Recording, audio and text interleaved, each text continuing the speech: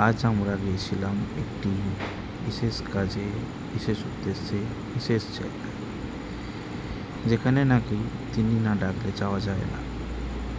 তাই অফিস শেষ করে আমরা বেরিয়ে পড়েছিলাম তার উদ্দেশ্যে। ভিডিওটি সম্পূর্ণ দেখতে থাকুন, তাহলে বুঝতে পারবেন আমরা কোথায়, কেন, কিসের উদ্দেশ্যে রওনা দিয়েছিলাম। জার্নিটা শুরু হয়েছিল বোলপুর স্টেশন থেকে। আমাদের ট্রেন ছিল 5:45-এ। তো আমরা যথারীতি স্টেশনে পৌঁছাই, বাট ট্রেনটাই আসতে লেট করে।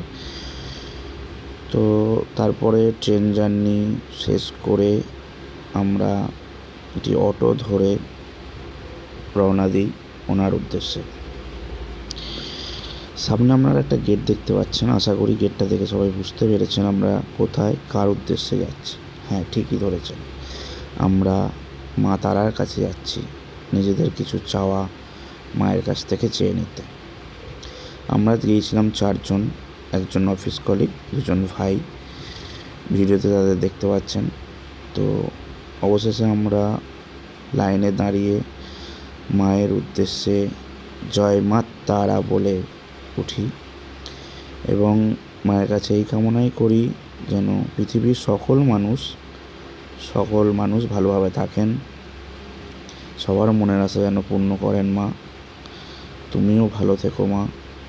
এই বলে আমরা আমাদের পুজো সম্পন্ন করি। জয় মা তারা, জয় জয় তারা, রক্ষা করো মা, তোমার টানে তোমার ডাকে আজ তোমার কাছে।